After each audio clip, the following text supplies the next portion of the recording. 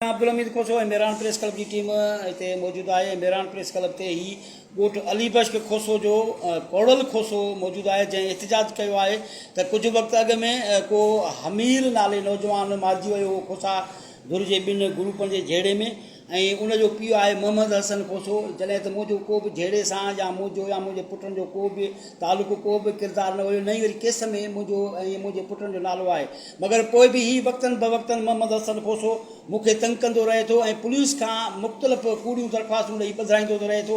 हाँ भी मुझे बिन पुटन के इन पुलिस मेयर की पुलिस का बदिरायो है, जैसे मोटरसाइकिल समेत पुलिस खड़ी खंबे गुम कर छो है उन को भी ॾस पंद ना है। ही पान कोड़ल खोसो इतने मौजूद है, उन पुछंदासीं तो असल में मामलो छा है। जी कोड़ल सही गाल ये है तो असां बेगुनाह आहियूं, असां हिनजा गुनाह ही बनायूं जेके खून करे कंहिंजो मोहम्मद हसन जो। अच्छा उन जो छा थियल आहे? उन जो खून थियल आहे, उन अच्छा। जो माण्हू मोल आहे, उहे जवाबदार भॼी विया आहिनि। मालिक खे पाण खे ख़बर आहे त मुंहिंजा जवाबदार कहिड़ा आहिनि कहिड़ा न आहिनि। पाण अखियुनि सां ॾिठई बेगुनाह अॻ में मुंहिंजा पुट बदिराई, मां क़ुर मुसाफ़ करे छॾायमि।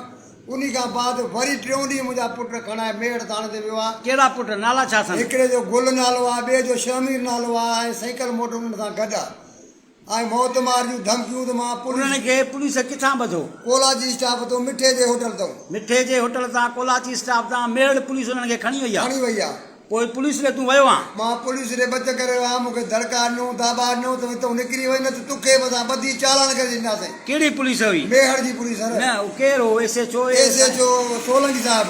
सोलंकी साहब? जी। नदीम सोलंकी। नदीम सोलंकी।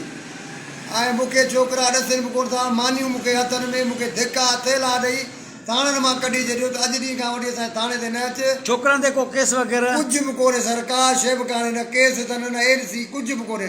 उन्हनि खे गुम करे छॾियो? उन्हनि खे गुम करे छॾियूं। ऐं मां जे लाइ घर में ईअं सम्झो राति न आहे, ज़िलज़िलो आहे, बच्चा ॿार मुंहिंजा रोअनि था पिया। मुंहिंजे कमाइण वारा इहे ई छोकिरा आहिनि जेको मां बीमार माण्हू उहो कमाए अचनि मां खावां। तूं बीमार आहे? मां साईं जो मरीज़ साईं। अच्छा, छोकिरा तुंहिंजा मज़दूरी कंदा आहिनि? मज़दूरी कंदा आहिनि। हिकिड़ो होटल ते मज़दूरी कंदो आहे, ॿियो टिकियूं खपाईंदो आहे। सॼी दुनिया खे ख़बर आहे मां मिसकीन माण्हू आहियां। ऐं मूंखे मालिक जूं बि मौत मार धमकियूं त मां पुलिस खे ॾोकड़ ॾेई ऐं तुंहिंजा पुट ॿई माराए छॾियुसि। मुंहिंजे लाइ ज़िलज़िलो आहे, मुंहिंजे लाइ ज़ुल्म आहे। तुंहिंजो कहिड़ो मुतालबो आहे SSP खां? मुंहिंजो मुतालबो इहो आहे त मुंहिंजा बच्चा बेगुनाह आहिनि। जजनि खे मुंहिंजी अपील आहे, अमीरनि खे अपील आहे त मुंहिंजा पुट आज़ादु कनि। नाज़रीन, ही कोड़ल खोसो हुयो, कोलाची लॻ अली बख्श खोसो जो रहवासी, ऐं ही पाण साई जो मरीज़ आहे। हिन जा पुट मज़दूर आहिनि, हिकिड़ो मज़दूरी कंदो आहे होटल ते, हिकिड़ो टिकियूं खपाईंदो आहे। हिन जो चवणु आहे त हसन खोसो आहे जंहिंजो तकरार हलंदड़ आहे ॿियनि पंहिंजी बिरादरी जे माण्हुनि सां, ऐं मुंहिंजो केस सां को बि वास्तो न आहे, मगर पोइ बि हू वक़्तनि बवक़्तनि मुंहिंजे छोकिरनि खे खणाए थो, ॿधराए थो ऐं कूड़ियूं दरख़्वास्तूं ॾेई हाणे बि मेड़ पुलिस जे SHO नदीम सोलंकी मुंहिंजा ॿई पुट मोटरसाइकिल समेत खणी खंबे गुम करे छॾिया आहिनि। थाणे ते ज़ाहिर न आहिनि, उन ते को केस बि न आहे।